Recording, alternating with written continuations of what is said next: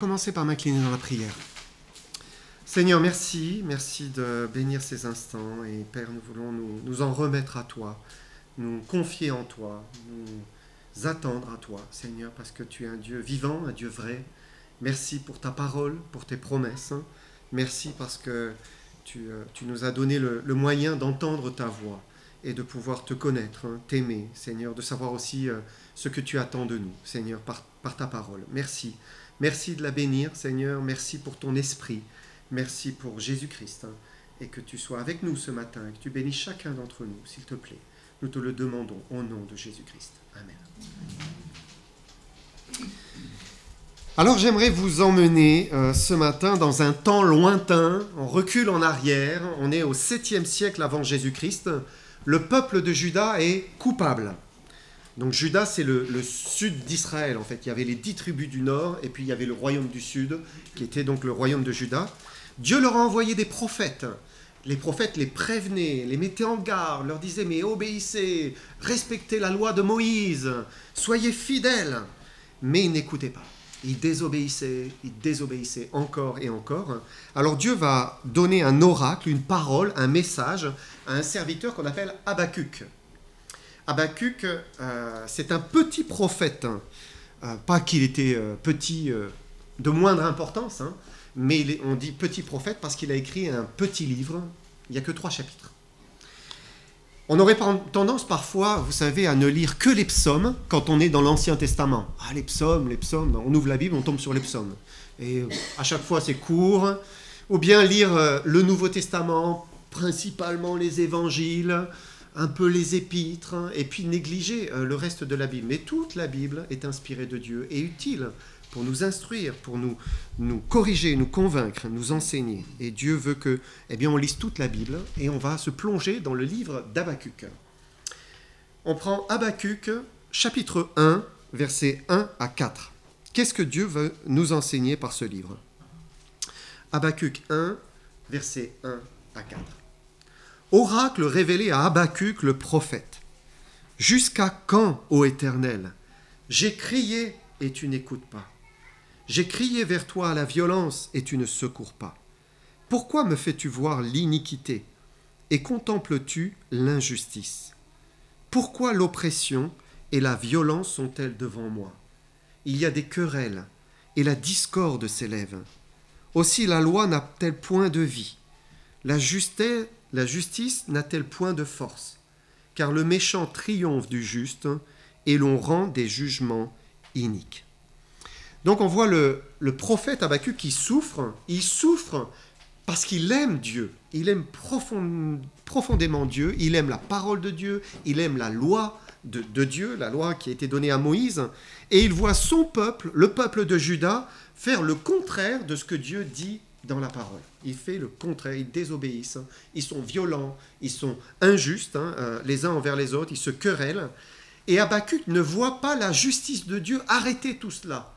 Il ne voit pas la justice de Dieu s'exercer. Et en plus, eux, quand ils exercent la justice, ils exercent d'une manière inique. Ceux qui jugent, c'est toujours, c'est comme ça, c'est avec des conflits d'intérêts, ce genre de choses. Et la souffrance d'Habakkuk, elle vient de ce qu'il prie, il intercède, il crie à l'Éternel, et Seigneur, ne laisse pas l'injustice comme cela. Agis, mon Dieu, change cette situation. Et puis rien. Dieu n'agit pas. Dieu ne bouge pas. Il ne change rien. Et la situation perdure.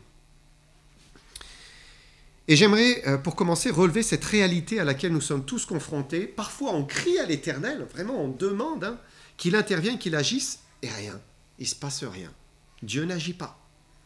Pour Habakkuk, c'était par rapport à l'injustice qu'il voyait, à l'iniquité de son peuple, qui faisait n'importe quoi.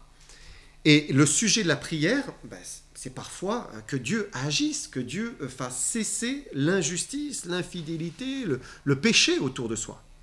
Mais parfois, le sujet de la prière est tout autre. Et nous soupirons à une délivrance, comme Habakkuk. C'est un autre sujet, mais nous soupirons. Et on dit, mais jusqu'à quand, Seigneur ? Jusqu'à quand, Éternel ? Seigneur, agis, Seigneur, interviens. Réponds à la prière que nous te faisons. Quel croyant n'est jamais perplexe face à l'inactivité de Dieu ? Dieu n'agit pas. Pourquoi? Et ça nous bouscule dans notre foi. Où est Dieu? Mais le fait que Dieu n'agisse pas aujourd'hui, maintenant ou même demain, ne signifie pas que Dieu est lointain, qu'il est absent, insensible à ce qui se passe. Ça ne signifie pas qu'il s'en fiche, pas du tout, ou que finalement il ne fera rien. Et Dieu va répondre à Habacuc. Regardez ce qu'il va lui dire. Habacuc 1, versets 5 à 11. Jetez les yeux parmi les nations, regardez, et soyez saisis d'étonnement, d'épouvante, car je vais faire en vos jours une œuvre que vous ne croiriez pas si on la racontait. Voici, je vais susciter les Chaldéens, peuple furibond et impétueux, qui traverse de vastes étendues de pays pour s'emparer de demeures qui ne sont pas à lui. Il est terrible et formidable. De lui seul vient son droit et sa grandeur. Ses chevaux sont plus rapides que les léopards, plus agiles que les loups du soir. Et ses cavaliers s'avancent avec orgueil. Ses cavaliers arrivent de loin, ils volent comme l'aigle qui fond sur sa proie. Tout ce peuple vient pour se livrer au pillage. Ses regards avides se portent en avant, et il assemble des prisonniers comme du sable. Il se moque des rois, et les princes font l'objet de ses railleries. Il se rit de toutes les forteresses, il amoncelle de la terre, et il les prend.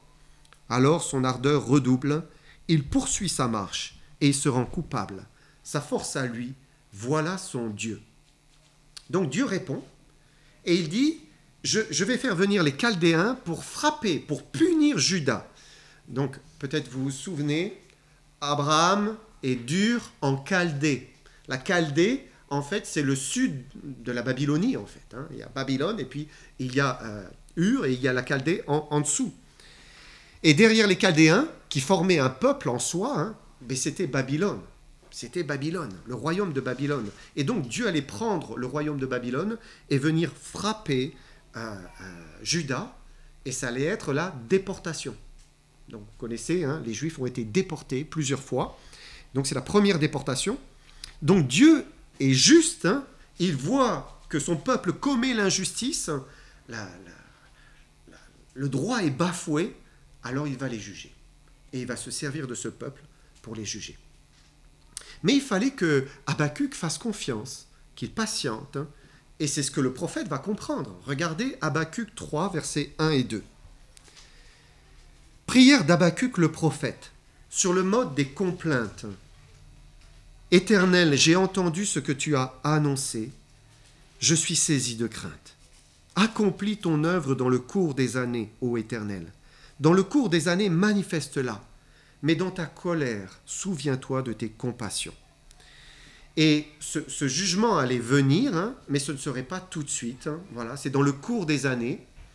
Et à la fin du 7e siècle, dans l'histoire, puisque maintenant, nous, on voit l'histoire derrière nous, à la fin du 7e siècle, donc avant Jésus-Christ, c'est-à-dire en 605, eh bien, ce sera la première déportation des Juifs.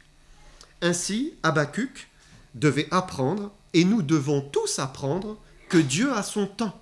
Quand nous prions, ce n'est pas que Dieu n'entend pas, que Dieu ne voit pas, que Dieu ne fera rien, mais il a son temps, il a son moment. Peut-être on crie au Seigneur, jusqu'à quand, Seigneur? Mais s'il ne répond pas, ça ne veut pas dire qu'il ne va pas répondre, mais à son moment.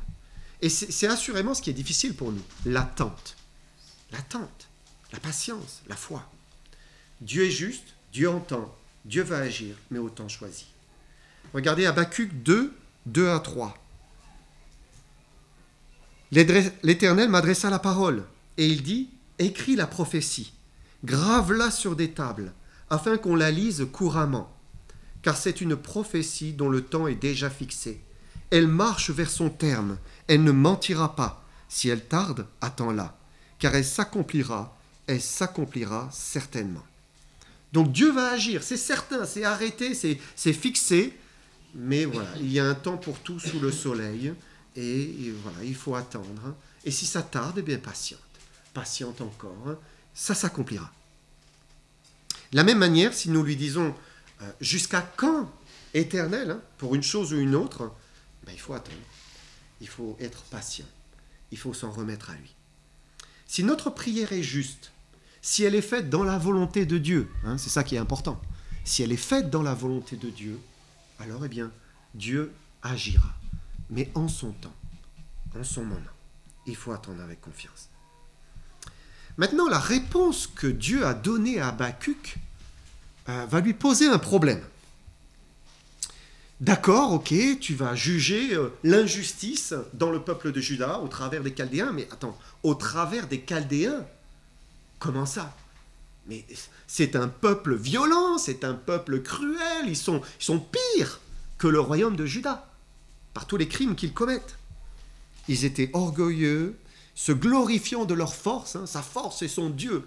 Voilà, ils étaient très orgueilleux. Hein, et Habakkuk est choqué que Dieu se serve d'une nation aussi méchante que Babylone.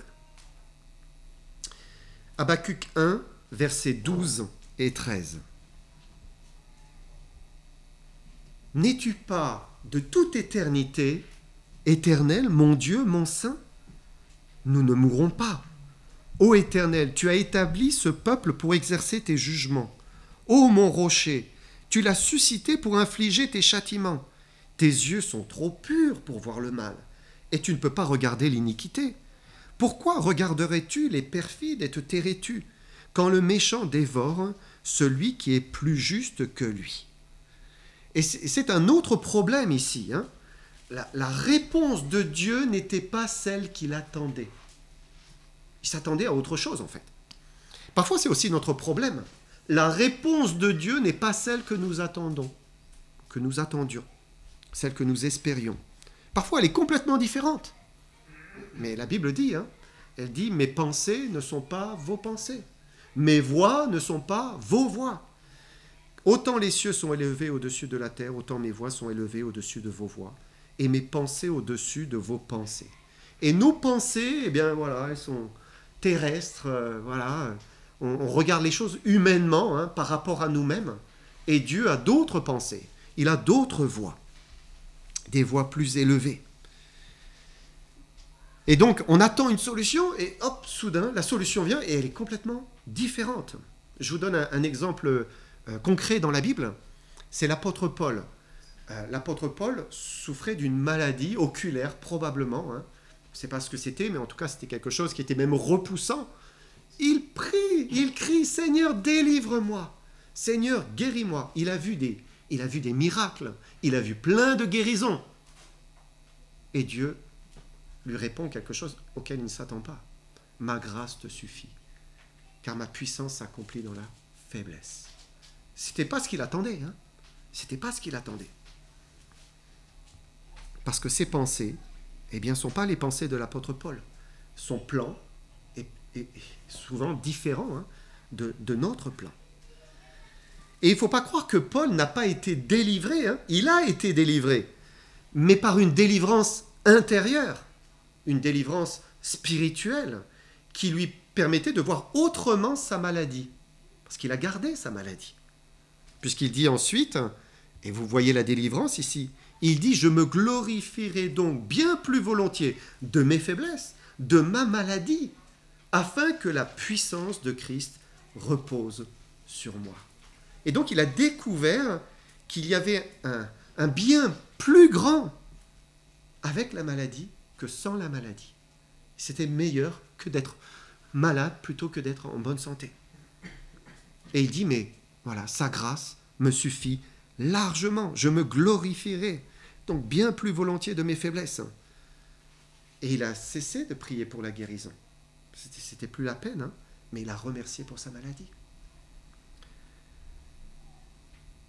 Mais Habakkuk ne comprenait pas que Dieu utilise un peuple mauvais, impie, pour châtier un peuple, certes, pécheur, mais plus juste que ce peuple qui était un instrument de Dieu. Il demande la justice et Dieu se sert d'un peuple injuste. Comment l'expliquer? Dieu fait ce qu'il veut. Dieu fait ce qu'il veut. Regardez, il se sert bien du diable. C'est le pire, le plus mauvais, le plus injuste, le plus inique. Il s'en sert pourtant comme d'un instrument. Dieu fait ce qu'il veut pour accomplir ses desseins.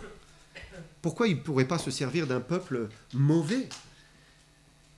Et il n'en reste pas moins juste. Dieu est juste. Et ça, c'est rassurant pour nous.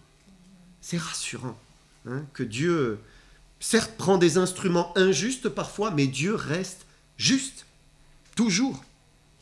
Et Dieu se sert des uns et des autres. Quand moi, personnellement, je vois un dirigeant politique élu démocratiquement, pétri d'orgueil, méprisant les femmes, dictateur dans sa manière d'agir, manipulateur, méprisant les règles, et pourtant, qui devient un instrument entre les mains de Dieu, ça fait peur. Ça fait peur. Mais Dieu est juste. Dieu est juste. Celui qui s'élève sera abaissé.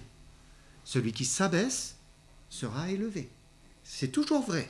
Et Dieu le réalisera toujours. Et si Dieu allait punir son propre peuple à cause de son péché, à combien plus forte raison il allait aussi punir ensuite les Chaldéens à cause de leur péché. Et c'est ça, c'est que Dieu se sert de l'un et de l'autre, mais Dieu exerce toujours la justice vis-à-vis des peuples, des personnes qui commettent le péché. Et quand vous lisez le chapitre 2 d'Habakkuk, vous voyez les malheurs qui vont tomber, les malédictions. Malheur sur ce peuple qui fait ceci, malheur. Et en fait, il parle des Chaldéens. Et il faut savoir que, il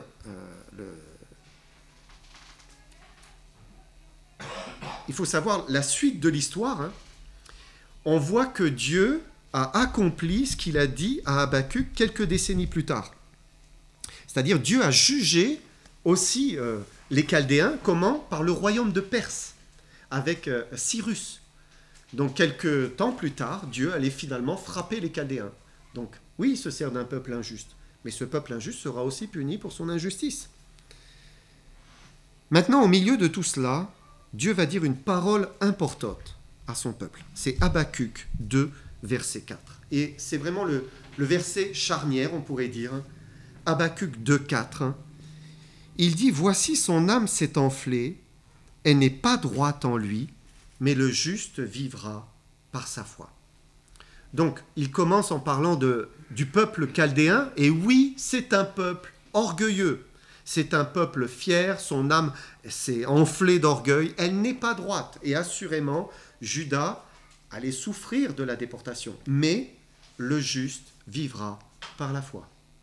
Le juste vivra par la foi. Et c'est un verset clé, c'est la solution au problème du croyant. On souffre parfois parce que ce n'est pas encore le temps. Il faut patienter encore. Et on souffre. Ou bien on souffre parce que la délivrance n'est pas vraiment celle que l'on attendait, que l'on espérait. Vous savez, quand les Chaldéens sont venus donc pour prendre Jérusalem, ils ont emporté beaucoup de nobles. Et ils ont emporté Daniel et ses compagnons. Vous connaissez l'histoire. Daniel, c'était un croyant qui était fidèle. C'était quelqu'un qui était intègre, qui voulait marcher avec Dieu, craignant Dieu. Mais comment ça? Mais le juste vivra par sa foi. Le juste vivra par sa foi. C'était la solution. Et Dieu fait toujours une différence entre le juste et l'injuste. Quelles que soient les circonstances dans lesquelles le juste se trouve, il lui est demandé de croire, de faire confiance, d'espérer en l'Éternel. Même quand il souffre, dans la déportation ici.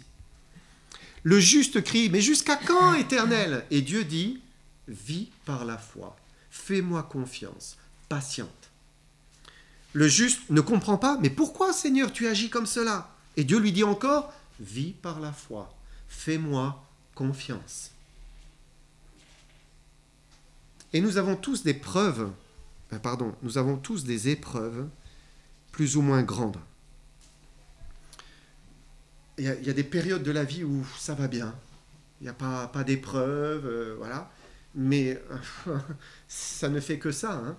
On est éprouvé à un moment professionnellement, éprouvé familialement, éprouvé par nos enfants, éprouvé dans notre couple, éprouvé dans notre corps, dans notre santé, éprouvé parfois de l'extérieur, par la méchanceté des autres, de ce monde, éprouvé parfois de l'intérieur, par nous-mêmes, par nos luttes, par nos combats. Et il y a cette même prière, mais jusqu'à quand? Jusqu'à quand, ô Éternel? Ou bien pourquoi, Seigneur? Mais Dieu nous répond que nous vivrons par la foi. La vie, elle est possible par la foi. Et c'est à cela qu'il nous appelle tous, la foi, croire. Pourquoi est-ce si important la foi? D'abord parce que c'est la porte d'entrée du salut. C'est la porte d'entrée du salut. Nous ne pouvons être sauvés que par la foi. Regardez ce qu'il dit, Éphésiens 2, verset 8, c'est l'apôtre Paul.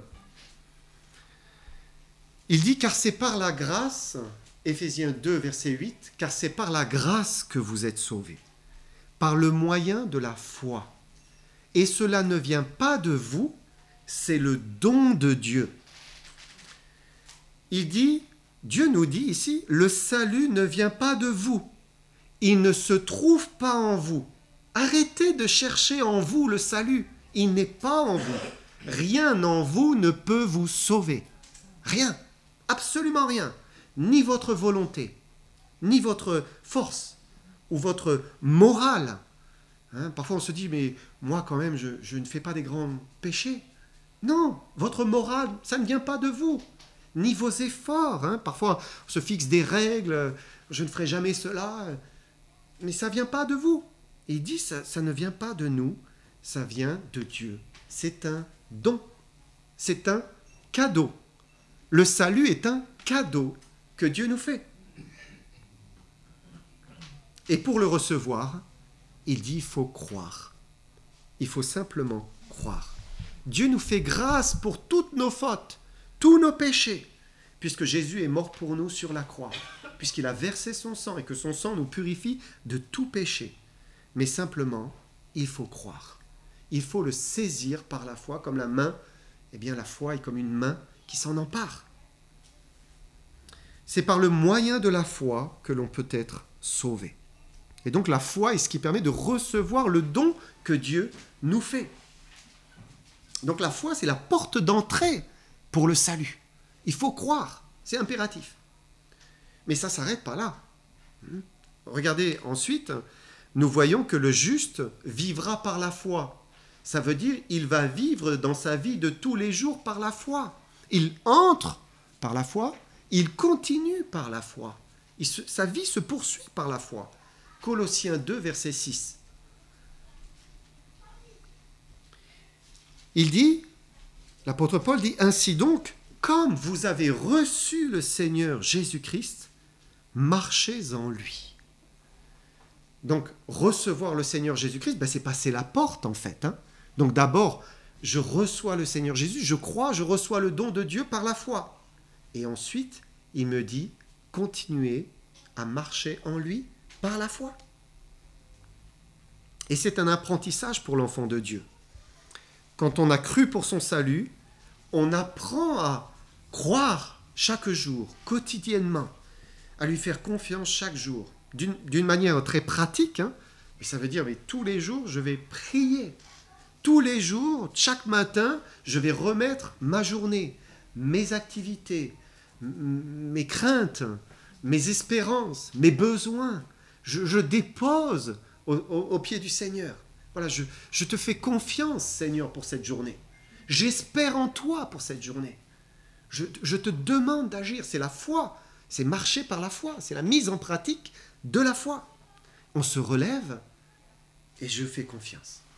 J'entre dans ma journée, je fais ce que je dois faire, mais je lui fais confiance. Je lui ai prié pour ça. Donc je lui fais confiance. C'est ça, marcher par la foi. En fait, c'est maintenir un contact avec Dieu par l'Esprit dans la foi, dans la confiance. Est-ce que vous marchez comme cela, dans la foi, chaque jour, dans la confiance au Fils de Dieu qui est mort, qui est ressuscité pour vous? 2 Corinthiens 5, verset 7. Il dit, car nous marchons par la foi et non par la vue. Le chrétien marche par la foi. Ça veut dire que je n'ai pas besoin de quelque chose. Je n'ai pas besoin d'une médaille, je n'ai pas besoin d'une statue, je n'ai pas besoin de n'importe quoi. D'une photo. j'ai besoin de croire. J'enlève tout ce qui fait partie de la vue, et par l'Esprit, je décide, je te fais confiance, Seigneur. J'espère en toi. Tu entends ma prière. Ça, c'est marcher avec le Seigneur. Marcher dans l'espérance sans rien voir. Je ne vois rien avec mes yeux, mais j'ai foi. Je fais confiance. Donc on n'a rien de visible, on n'a aucune preuve visible, aucun signe peut-être. Mais nous croyons. C'est ça, marcher par la foi. C'est ce que Dieu attend de nous. Mais aussi, l'enfant de Dieu, il apprend à combattre par la foi. Un autre aspect ici, 1 Timothée 6, versets 11 à 12. 1 Timothée 6, versets 11 à 12. Il dit, donc c'est Paul qui s'adresse à Timothée, qui dit « Pour toi, homme de Dieu, fuis ces choses et recherche la justice, la piété, la foi, l'amour, la patience, la douceur. Combat le bon combat de la foi, saisis la vie éternelle à laquelle tu as été appelé et pour laquelle tu as fait une belle confession en présence d'un grand nombre de témoins. » Et donc, nous sommes exhortés à combattre le bon combat de la foi. De quoi s'agit-il ? C'est quoi rester dans le bon combat de la foi ? L'apôtre Paul, donc, il dit cela à Timothée, mais juste après lui avoir parlé du contentement et de l'argent. Donc si vous remontez les versets qui précèdent, c'est ça, c'est le contentement et l'argent. Il lui dit, mais fuis l'amour de l'argent, c'est la racine de tous les maux. Fuis cela. Et au contraire, recherche la justice, la piété, la foi, l'amour, la patience, la douceur. Et vous savez, le monde, il nous invite à chercher à combler des besoins physiques, des besoins matériels. Tout ce qu'on peut acheter, en fait, tout ce qui se monnaie, le confort matériel, l'abondance matérielle, voilà, avoir les biens et les services que le monde nous offre. Je me souviens de quelqu'un qui disait, la vraie richesse, c'est de ne rien avoir, mais de pouvoir tout acheter. Voilà, avoir de l'argent, et voilà, on loue, on n'a rien, mais on peut tout se payer. Tout ce que le monde a à offrir par l'argent. C'est fou, hein ? Mais Dieu nous dit que le combat du chrétien se situe à un niveau où l'argent ne peut rien. L'argent ne peut rien, strictement rien. La justice, la piété, la foi, l'amour, la patience, la douceur, c'est des qualités qui ne s'achètent pas, qui ne se monnaient pas.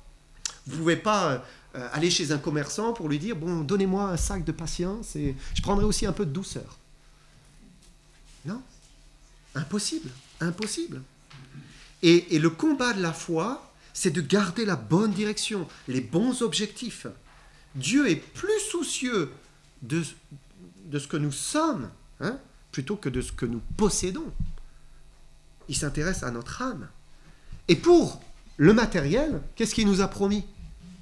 Il a dit, cherchez premièrement le royaume, la justice de Dieu, et toutes ces choses couleront. Elles vous seront données par-dessus. Et vous ne manquerez de rien. Vous aurez ce qu'il vous faut. Voilà. Donne-moi suffisamment pour vivre, Seigneur, et ni de trop, de peur que je ne te rejette, ne te renie, ni pas assez, de peur que je ne t'en veuille, Seigneur. Voilà, Dieu nous donne juste ce qu'il faut. Et finalement, un dernier point, la foi pour triompher du monde. 1 Jean 5, verset 4. Il dit, car tout ce qui est né de Dieu triomphe du monde. Et la victoire qui triomphe du monde, c'est notre foi. Nous vivons dans un monde impie, injuste, mauvais, corrompu, qui pousse à pécher. C'est incroyable. Je m'étonne sans cesse de voir comment aujourd'hui on défend, on justifie, on fait la promotion du péché. Là, je voyais un écrivain, une femme, qui a fait un livre où elle explique comment elle a commis l'adultère, elle est tombée amoureuse de son amant, et c'est bien, elle en fait la promotion, son mari est au courant, tout va bien. Comment vous allez expliquer ça à vos enfants? Mais il ne faut pas le voir comme ça. On fait la promotion de l'adultère. Mais c'est terrible. Le monde est mauvais, le monde est corrompu, il pousse à pécher, il nous provoque, et il tente. Parfois, nous, quand nous voulons marcher dans la foi, le monde nous persécute, nous pousse à réagir au mal par le mal. Mais il nous pique, il nous excite. Mais il dit, la parole de Dieu dit, que le croyant, il triomphe du monde par la foi. Il peut vaincre le monde par la foi. Ça signifie qu'on peut passer au travers de ce monde sans qu'il nous affecte, il nous influence, il nous modèle, il nous détruise. Si on compte sur le Seigneur jour après jour, si on s'en remet à lui, on vit dans la foi au Fils de Dieu. Et on voit que rien n'a changé depuis Habacuc. Dieu lui a dit, le juste vivra par la foi. Mais cette vérité, elle est pour toute l'humanité et pour tous les temps. Dieu nous appelle à vivre par la foi. D'ailleurs, l'apôtre Paul va reprendre cela. Et on va retrouver même cela dans l'épître aux Hébreux. Regardez Hébreux 10, verset 38. Hébreux 10, verset 38. Il dit, « Et mon juste vivra par la foi. Mais s'il se retire, mon âme ne prend pas plaisir en lui. » Mon juste vivra par la foi. C'est ce que Dieu attend de nous. Il n'y a pas d'autre chemin, en fait.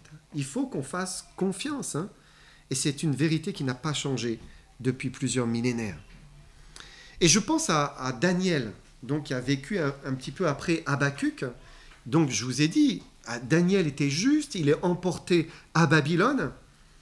Et lui aussi devait faire face à un monde de l'époque qui voulait le corrompre, qui voulait le détourner de Dieu, qui voulait le détruire en tant qu'esclave. Mais il va s'accrocher d'autant plus à l'Éternel son Dieu, et il va vivre par la foi, et il va triompher du monde de son époque. Et de la même manière, Dieu nous invite à triompher du monde de notre époque. C'est possible, par la foi, en s'accrochant à lui, en lui faisant confiance. Pour terminer, conclure, c'était ce que Dieu demandait à Habacuc de faire, croire, vivre par la foi. Oui, il était au milieu d'un peuple qui était infidèle, c'est vrai. Oui, cela présageait la punition qui allait venir, qui allait frapper Juda, il l'avait bien compris. Regardez Hébreux 3, versets 16 et 17.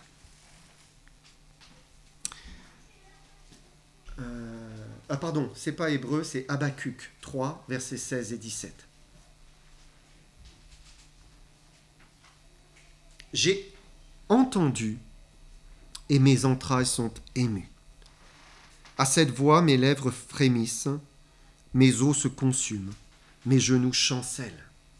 En silence, je dois attendre le jour de la détresse, le jour où l'oppresseur marchera contre le peuple, car le figuier ne fleurira pas, la vigne ne produira rien, le fruit de l'olivier manquera, les champs ne donneront pas de nourriture, les brebis disparaîtront du pâturage, et il n'y aura plus de bœufs dans les étables.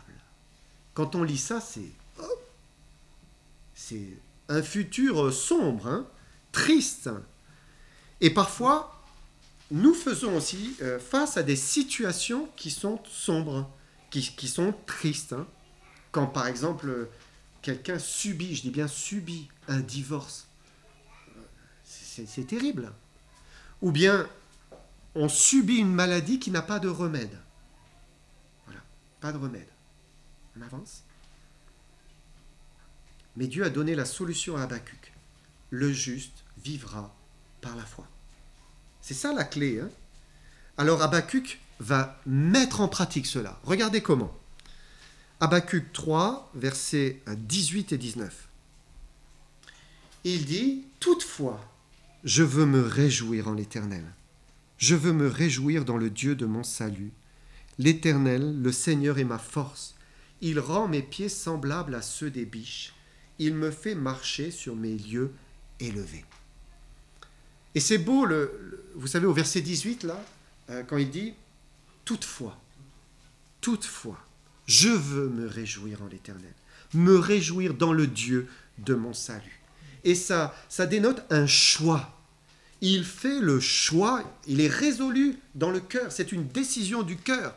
Je me tourne vers l'Éternel, je veux me réjouir dans le Dieu de mon salut. Hein, il m'a sauvé. Qu'est-ce qui est plus précieux que le salut qu'il nous a donné? Je veux me réjouir en l'Éternel. Et par la foi, il est possible d'espérer en l'Éternel. Vous savez, la chair, donc cette mauvaise nature qui est en nous, va toujours nous tirer vers le bas. Toujours vers l'incrédulité, vers les plaintes, vers la désespérance. C'est noir, pas d'avenir, pas de futur. Mais on peut décider, non, je vais me réjouir en l'Éternel. Je fais le choix de me réjouir en l'Éternel dans le Dieu de mon salut. Il nous a sauvés, nous ne l'oublions pas. Verset 19, l'Éternel, le Seigneur est ma force. Dieu est celui qui va me fortifier. Je compte sur lui. C'est lui qui va renouveler mes forces, il va me porter, il va me soutenir de sa droite triomphante. Il rend mes pieds semblables à ceux des biches. Il me fait marcher sur mes lieux élevés. Et les biches, d'une manière générale, et certains types en particulier, peuvent courir avec légèreté. On les voit pour fuir les prédateurs ou sur des terrains difficiles. Et ce qu'Habakkuk suggère, c'est que l'Éternel, lorsqu'il est notre force, lorsque nous plaçons notre foi en lui, il peut nous faire naviguer dans des situations, dans des temps difficiles. Comme une biche qui s'en sort très bien. Habakkuk, le juste, peut vivre par la foi. Donc il affirme sa foi, sa confiance en Dieu pour traverser les temps à venir qui allaient être durs pour lui, il le sait. Il le sait. Et Dieu nous appelle tous à lui faire confiance. Nous devons lui faire confiance. Voilà. S'il se retire, mon âme n'a pas de plaisir en lui. Non, je vais croire, Seigneur. Je ne me retire pas. Je vais te faire confiance, je vais croire. Il faut continuer par la foi et nous triompherons par la foi. Amen.